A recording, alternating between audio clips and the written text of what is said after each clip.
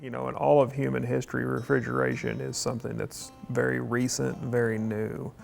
Uh, for the history of humanity, salt was the way that you preserved meats, you know, dehydrated foods and things like that so that you could keep them longer and they were still edible.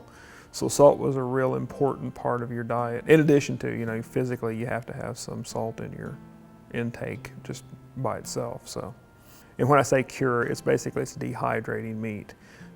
Even today, if you can make beef jerky at home, you know, slice your steaks or whatever, and you want a low heat, and then you just sprinkle lots of salt all over it. It's usually something like sea salt or something like that. You can use just regular old table salt, and it'll work too. But it's serving the same purpose. It's pulling the moisture out of the meat and keeping pests from eating it and things. So that's what preserves it.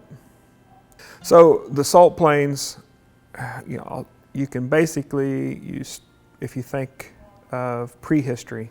So, and when prehistory is an interesting term because it's basically pre-contact with Europeans or possibly pre-contact with Americans.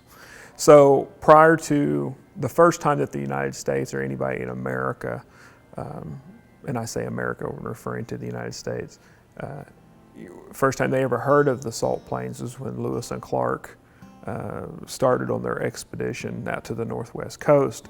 It was on their return down the Missouri to St. Louis that Chouteau presented them with a big chunk of salt that was from the Great Salt Plains to take back to Jefferson, because you know part of their expedition was collecting flora and fauna and minerals, because they were basically giving us these were the natural resources that the United States was interested in at the time, and they wanted basically an inventory of everything that they had within the country and to justify the expenditure of purchasing the Louisiana Purchase. So at the time, the Great Salt, what we know of as the Great Salt Plains, was being identified as a big giant salt mountain. So nobody, non-Indians, had not seen it, had not laid eyes on it. The only people that knew where it was or had visited it were American Indians. In prehistory, you know, if you think of, you know, the plains were basically a savanna with all of these huge migrating herds of buffalo, elk. At a point after contact with Europe and the Old World, horses. Oklahoma was home to a huge wild horse herd. And so all these animals migrated with the seasons, and birds, which still migrate through there. And so as they would come through, they stopped there to eat or lick the salt to aid their diet. And as a result, you know, people all over this area would travel here to hunting those animals. And so it became a kind of a focal point for hunting and migrating animals and people and everything else. So that kind of effort really starts back on the East Coast with, you know, trying to capitalize on natural resources. And on the eastern side of the United States, a lot of that took the form of salines, which is salt water, naturally salt water.